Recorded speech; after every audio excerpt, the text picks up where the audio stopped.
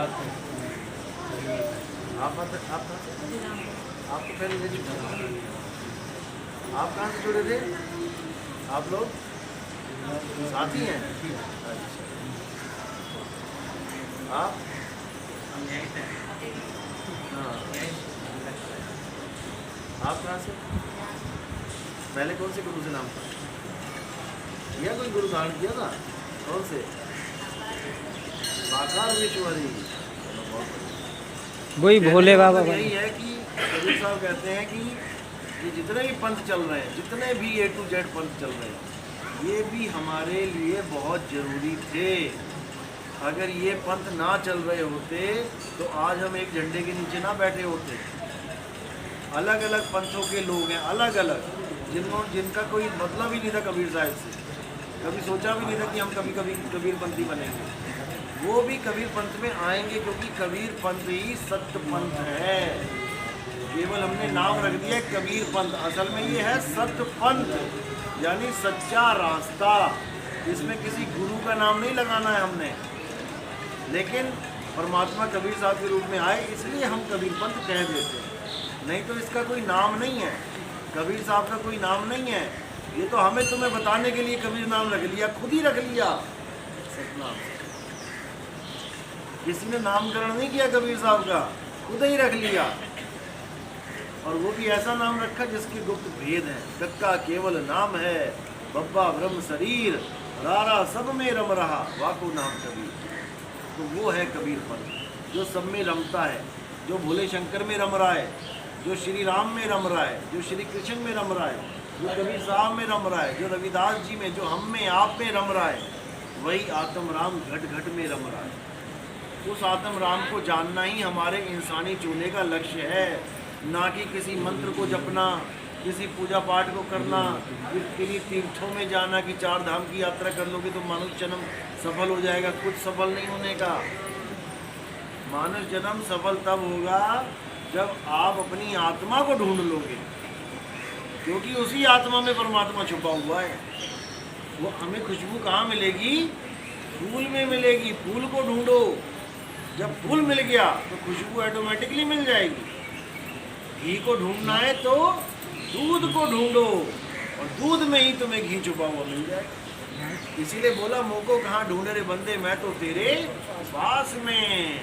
और हम कहाँ ढूंढ रहे थे? कोई सतलोक की बात कर रहा है, कोई अलग लोग जाने की बात कर रहा है, और वो हमारे घट में विराजमान है घट में, पर दिखत नहीं, दिखता नहीं है वो। जैसे दूध में दही घी नहीं दिखता। आप दूध का रेट क्या है? 50 रुपये, 60 रुपये, 70 रुपये लीटर, और घी का कितना है? 600 रुपये। तो फिर वो दिख नहीं रहा। लेकिन कब दिखता है? जब गुरु दया करता है। अर्जुन को कृष्ण जी का विश्व रूप कभी दिखाई ही ना देता, इसीलिए उनको दिव्य दृष्टि देनी पड़ी। दिव्य दृष्टि मिल गई तो दिखाई देने लग गया।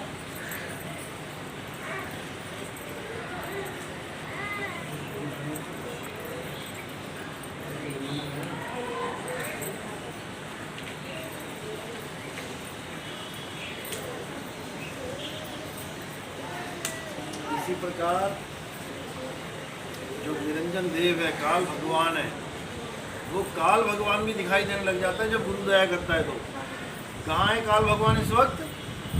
देखा कभी काल भगवान को? कभी नहीं देखा। कितनी बार बता दिया मैंने काल भगवान क्या है। मन तो एक रूप हो गया, ये शरीर ही, ये साकार रूप काल भगवान है। देव निरंजन सकल शरीरा, कामे भ्रम भ्रम रहल कबीरा। ये जीवात्मा इस काया में छुपी हुई भ्रमित हो चुकी है। ये अपने आप को नहीं जान पा रही है। ये अपने आप को ये देव निरंजन मान बैठी है, अपने आप को आदमी और औरत मान बैठी है। तुम अपने आप को आदमी समझ रहे हो। जब तक तुम अपने आप को आदमी समझ रहे हो तब तक तुम अपने स्वरूप को जान ही नहीं सकते। किसी ने फिल्मों में देखते ना, गोरिल्ला के कपड़े पहन लिए डराने के लिए किसी को। अब उसने इतनी बार कपड़े पहन लिए, इतनी देर के लिए पहन लिए कि वो अपने आप को गोरिल्ला ही समझने लग गया। अब वो कब अपने आप को आदमी समझेगा? जब दूसरा गोरिल्ला आएगा जिसके अंदर आदमी छुपा और वो खोल के दिखाएगा, देख भाई आदमी है, गोरिल्ला नहीं है हम लोग। ऐसे ही कबीर साहब भी ये कपड़े धारण करके आते हैं, मनुष्य चोला, लेकिन हमें ये समझाने के लिए आते हैं कि हम चोला नहीं हैं, हम आदमी और औरत नहीं हैं, हम वो चेतना है, हम वो आत्मा है जिसने इस चोले को धारण कर लिया है।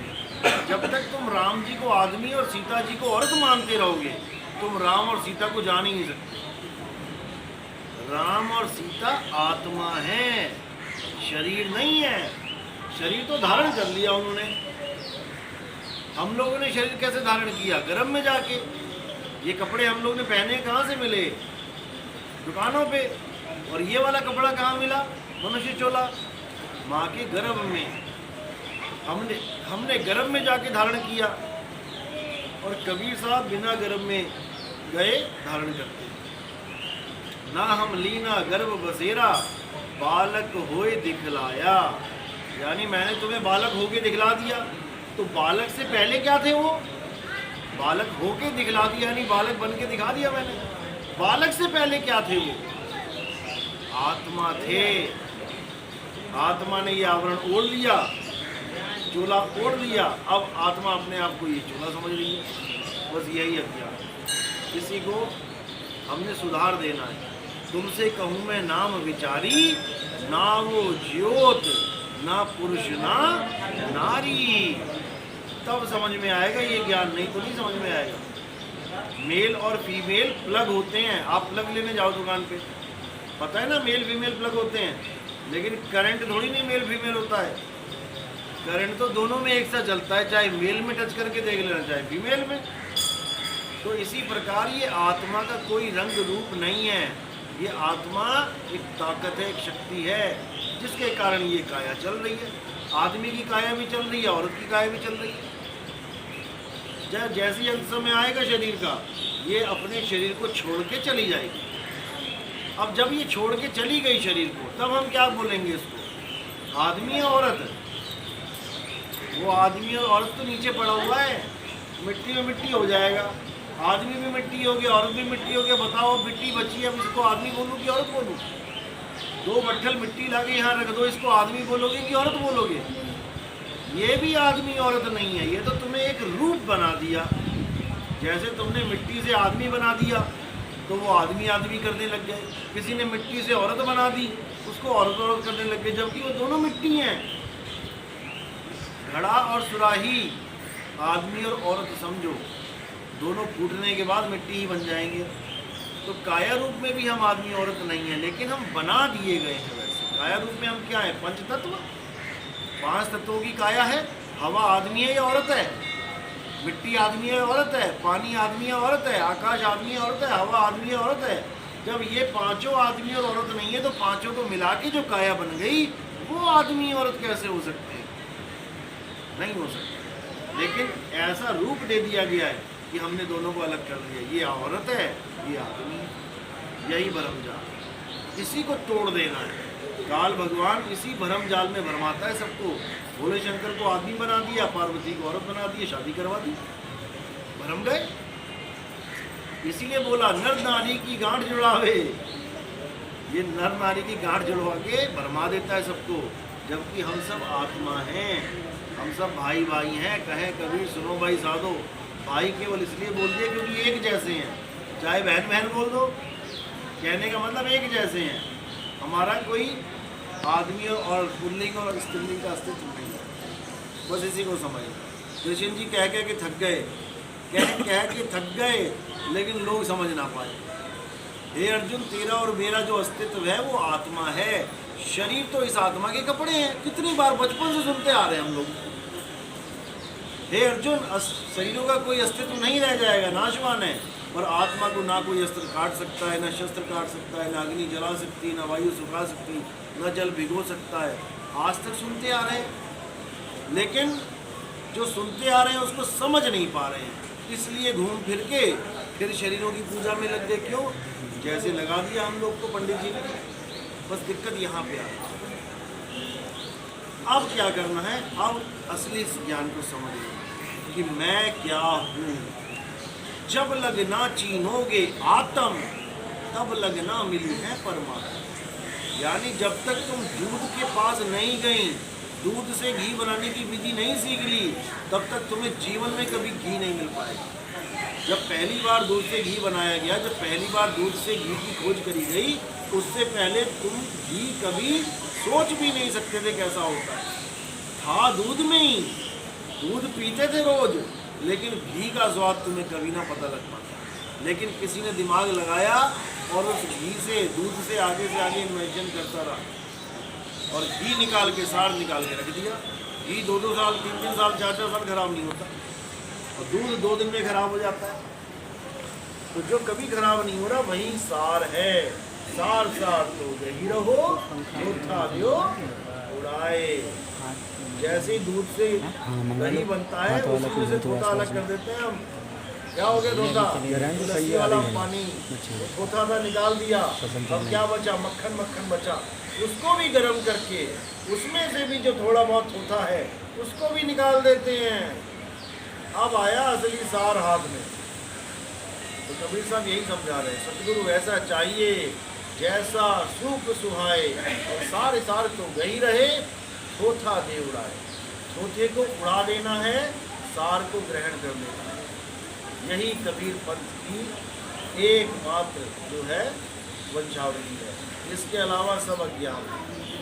जो गुरु आपको ये कह दे कि मेरी फोटो की पूजा करनी है, मैं अगरबत्ती लगानी है, मैं आदमी हूँ, तुम औरत हो, तो समझ लो कि खत्म है कहानी उसकी। गुरु कौन है असल में? शब्द गुरु है। और चेला कौन है? सूरत चेला है। ना गुरु देह है, ना चेला देह है, क्योंकि देह कपड़े हैं। गुरु के भी कपड़े, चेले के भी कपड़े, दोनों के कपड़े नाश हो जाने। गुरु और चेला कभी नाश नहीं होता। ना शब्द का नाश होता है, ना सूरत का नाश होता है। सूरत केवल फंस जाती है 84। तभी बोला ना, सूरत फंसी संसार में, तासे पड़ गई दूर, और सूरत बांध स्थिर करो, आठों पैरों जूर। कहाँ पे स्थिर करना है? शब्द में स्थिर करना है। तो कहते गगन में अगिया लागी बड़ी भारी, सारे जल गए, कौन कौन बचा? कहें कबीर सोई जन बच गए, जिन शब्द में सूरत संभारी, गगन में अगिया लागी बड़ी भारी। कोई नहीं बचने का इसमें से। तो इसलिए मूल ज्ञान अलग है और बाकी जो संसार में पवित्र ज्ञान चल रहा है वो अलग है। पवित्र ज्ञान के द्वारा आपको बुरी आदतों से छुड़वाया जाता है और एक पवित्र आत्मा बनाया जाता है, भक्त आत्मा बनाया जाता है। इससे ज़्यादा पवित्र ज्ञान का कोई रोल नहीं है। पवित्र ज्ञान में हर प्रकार के जप, तप, व्रत, नित्य नेम, पूजा पाठ, तीर्थ, पूरत, पुण्य, भवानी सब करवा दिया जाता है। ये पवित्र ज्ञान है। लेकिन जो मूल ज्ञान है इसमें ये सब छुड़वा दिया जाता है। सोई गुरु पूरा कहा है, 2 अक्षर का भेद बताए, एक छुड़ाए और एक लखाए। यानी असार असार छुड़वा दिया जाता है और सार जो सत्य है उसका लखाव करा दिया जाता है। यानी अब आप जान पाओगे कि मेरे श्री राम इनसे पूछना भैया का स्वरूप क्या है, मेरे हनुमान जी का स्वरूप क्या है, मेरे भोले शंकर का स्वरूप क्या है, मेरा स्वरूप क्या है, तुम्हारा स्वरूप क्या है। तो कहना फर्राटा है कोई स्वरूप है, लेकिन सॉकेट नहीं हुआ, एक ही है। हम सबका एक स्वरूप है।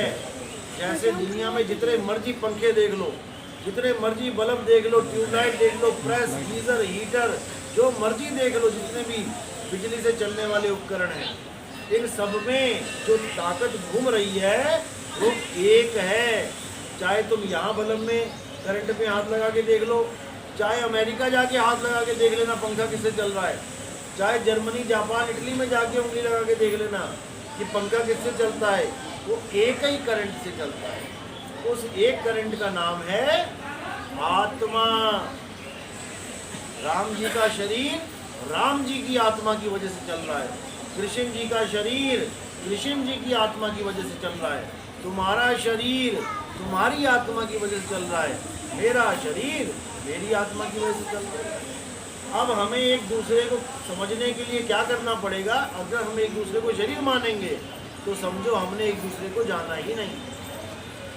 माँ के पास बेटी सारी उम्र रह के चली जाए, बाप के पास बेटा सारी उम्र रह के चला जाए, माँ बेटा आपस में, बाप बेटी आपस में बात तो करते रहेंगे, लेकिन कभी सोच भी नहीं सकते मैं बात कर किससे रही हूँ, क्योंकि वो सोचती है इस काया से, ये मेरी माँ है काया, इससे मैं बात कर रही हूँ, जबकि काया केवल एक पिंजड़ा है। बात कौन कर रहा है? तोता। बात तोता कर रहा है, लेकिन तुम्हें केवल पिंजड़ा दिखाई दे रहा है, और ये चोंच जो है तोते की पिंजड़े की वो हिल रही है, तुम्हें लग रहा है ये पिंजड़ा बोल रहा है। बस इतना फर्क है।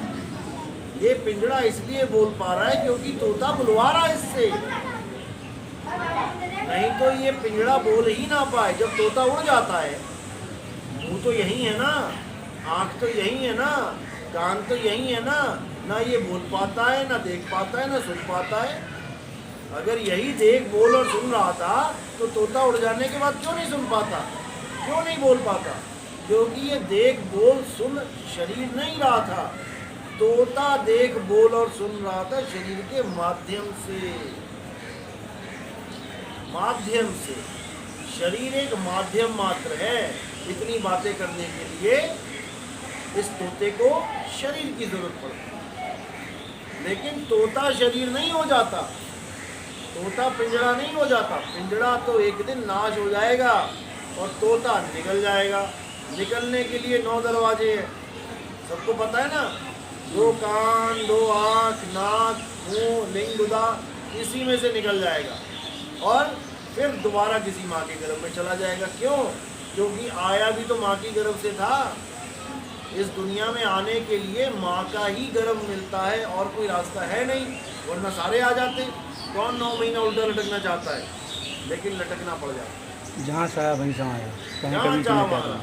जो संसार में आना चाहते हैं, अब किसी को पूछो, हाँ भैया तुम संसार में आना चाहते हो? वो कहते हैं हाँ आना चाहते हैं। उनको पूछो जाना चाहते हो? नहीं, जाना नहीं चाहते। तो भैया जब जाओगे नहीं तो आओगे कैसे?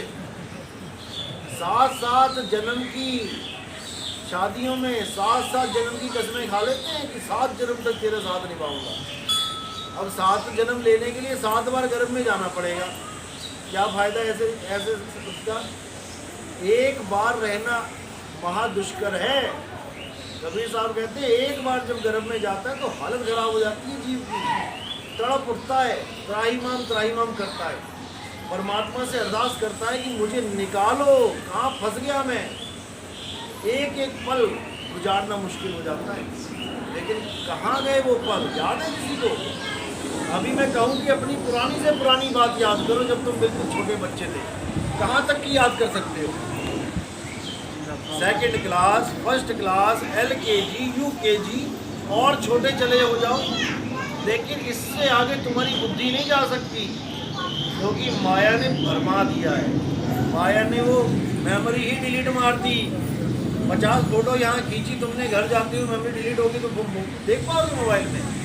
तो माया क्या करती है? गर्भ जून डिलीट मार देती है, जबकि तुम ही तो थे वहाँ पे, 9 महीने से तुम वहाँ पे, लेकिन तुम्हें एक पल का भी याद नहीं, क्योंकि उसको पता अगर ये एक पल भी याद कर ले गर्भ को तो ये सब मकान, दुकान, बीवी, बच्चे सब छोड़ के भाग जाएगा, सब छोड़ के भाग जाएगा। ये जैसे सुखदेव भागा था, 12 साल गर्भ में भक्ति करी उसने, बैकुंठ पहुंच गया, बैकुंठ से निकाल दिया गया कि तू निगुरा है, तू बिना गुरु के यहाँ आ गया, जा पहले गुरु धारण कर गया। फिर वो कहता ना मैं यही भक्ति करूँगा बैठ के, फिर अटक गया।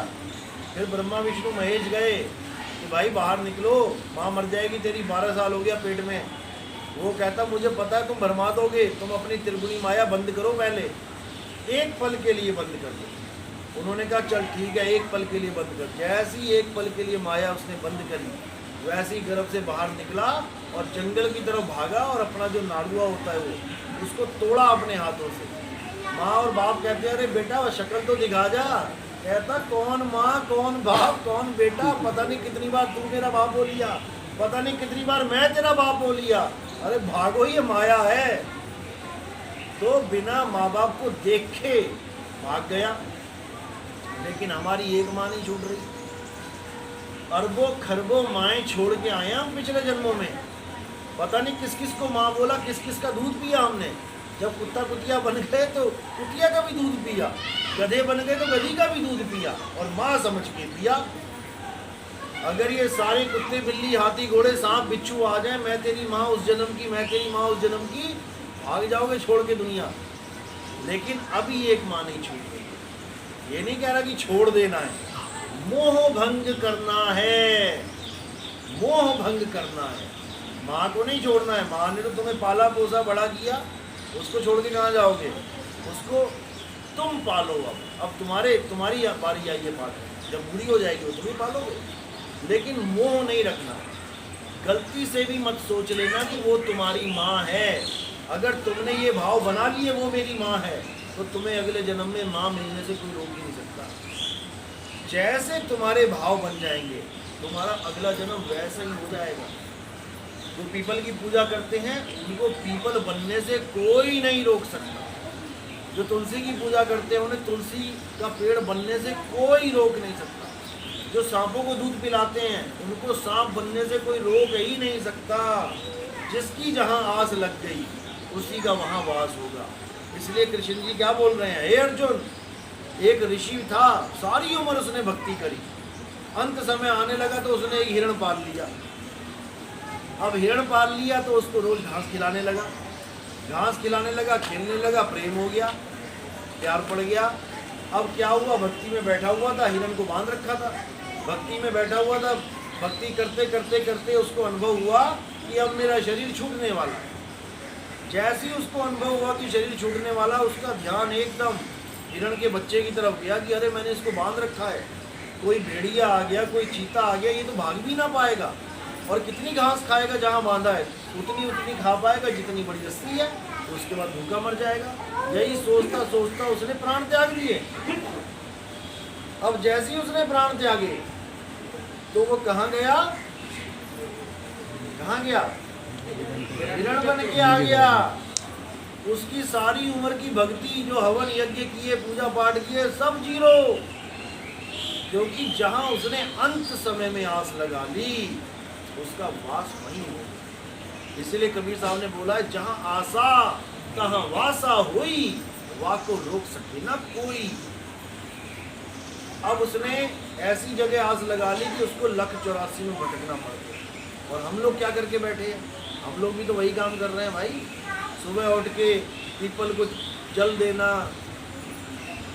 क्या नाम है, तुलसी को जल देना, इन्हीं मतलब जो जुम्मे हमसे भी नीचे हैं, हमने उनको भगवान मान लिया, गाय को भगवान मान लिया, सांपों की पूजा कर रहे हैं, बहुत कुछ, चूहों की, वो करणी माता मंदिर में पता नहीं कहाँ पे, वो चूहों को दूध पिला रहे हैं रोज। यहीं आस लगी रहेगी, यहीं पे जाना पड़ेगा। तो कबीर तो कृष्ण जी ने क्या बोला अर्जुन को साहब कि हे अर्जुन, अगर इस दुनिया में कुछ पूजनीय है वो केवल आत्मा है। आत्मा के अलावा जो कुछ भी तुम्हें दिखाई दे रहा है, हे अर्जुन, वो मेरी छीनी माया है। ये पेड़ पौधे, ये जो तुम्हें कुछ भी दिखाई दे रहा है, ये मेरी माया है। इस माया को लांघना किसी के बस की बात नहीं है। लेकिन जो मेरे स्वरूप को जान जाते हैं वो बड़े आराम से इस त्रिगुणी माया को, 3 गुणों को लांघ जाते हैं। मेरे स्वरूप को जान जाते हैं मतलब कृष्ण जी की पूजा करते हैं? नहीं। कृष्ण जी को आदमी मान के पूजा करते हैं? नहीं। कृष्ण जी को ये आँख नाक मानते हैं क्या? बिल्कुल नहीं। वो कह रहे हैं जो मेरे अजन्मे स्वरूप को जान लेते हैं, वो स्वरूप जिसका कभी जन्म ही नहीं होता। वो कौन सा स्वरूप है? हमने तो यशोदा का नंद लाला ये वाला स्वरूप देखा, छोटा सा बच्चे वाला। वही धीरे धीरे बड़े हुए, लीला करी, जवानी में आके प्राण त्याग दिए जब तीर लगा पैर में। इससे ज़्यादा तो कृष्ण जी का स्वरूप कौन बताए? लेकिन नहीं, ये तो एक मायावी स्वरूप है जो बदल जाता है, जो आता जाता है, जो खाता पीता है। एक ऐसा स्वरूप है जो आवे न जावे, जन्मे नहीं मरे, सो निज पीव हमारा। वो हमारा निज स्वरूप है। जो हमारा स्वरूप है वही परमात्मा का स्वरूप है। ये दोनों भिन्न नहीं है। तो साहिब कह रहे हैं, सत्य स्वरूपी नाम साहिब का, सो निज नाम हमारा। मेरा और परमात्मा का एक ही स्वरूप है। वो अपने स्वरूप को जानता है, मैं अपने स्वरूप को भूल गया। जैसे ही मैं भी अपने स्वरूप को जान लूँगा तो हम और मालिक एक हो जाएंगे, दो नहीं रहेंगे। एक कहूँ तो है नहीं। अगर कोई अभी कहे एक परमात्मा और तुम परमात्मा एक हो, अभी नहीं हो। अभी हम जीव अवस्था में हैं, परमात्मा उच्च अवस्था में है। एक कहूँ तो है नहीं, दो कहूँ तो गारी, और जैसा है तैसा कहूँ, कहे कबीर विचार। जैसा मालिक है उसको वैसा बयान करो, और जैसा जीव है उसको वैसा बयान करो। तो बात इतनी सी। कहने का मतलब शरीर यानी पिंजड़ा और तोता यानी आत्मा, इन दोनों के भेद को जानना ही मनुष्य जन्म को सफल करने का एकमात्र साधन। अगर ये तुम नहीं जान पाए तो तुम वापस शरीरों में आने के लिए तैयार हो जाओ। तुम्हें कोई नहीं रोक सकता, किसी की हिम्मत नहीं जो तुम्हें जन्म लेने से रोके। देना ही पड़ेगा, क्योंकि घर टूटा है तो सर छुपाने के लिए घर बनाना ही पड़ेगा। दिक्कत ये है वो झोपड़ी। एक टूटी दूसरी धारण करनी ही पड़ेगी, नहीं तो तुम रह ही नहीं सकते। लेकिन कबीर साहब क्या कह रहे हैं कि अगर आपको ऐसा कोई गुरु मिल जाए जो आपको आपकी आत्मा का लखाव करा दे, यानी पहचान बता दे और तुम्हें तुम्हारी आत्मा में स्थित कर दे। जो अध्याय 3 में 17वां श्लोक है, किसने पढ़ा था? अध्याय 3 17वां श्लोक। हे अर्जुन, जो अपनी आत्मा में निर्भर हो जाते हैं, जो अपनी आत्मा में रमण करते हैं, जो अपनी आत्मा में संतुष्ट हो जाते हैं, उनके लिए कोई धार्मिक कर्म कर्तव्य लागू ही नहीं होता। उनको कोई कर्म कर्तव्य नहीं है कि मंदिर जाके पानी चढ़ाओ, कि मंत्र जपो, कि भगवानों के तीर्थ मूर्ति यात्रा करो। कुछ नहीं करना, बस अपनी आत्मा में संतुष्ट हो जाते हैं। जो लोग अपने आत्म स्वरूप को प्राप्त कर लेते हैं वो अन्य किसी जीव पर निर्भर नहीं रह जाते। अब उन्हें किसी की ज़रूरत नहीं है, अब वो अपने आप में पूर्ण हो जाएंगे। यानी ये सब दूध जितने बैठे हैं, जिसको मथना आ गया अपने आप को दूध घी में कन्वर्ट कर देगा।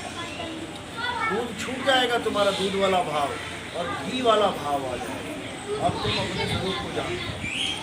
तो सार तो ग्रहण हो जाएगा और असार छूट जाएगा। चलो, बाकी हमारे सत्संग यूट्यूब आते हैं।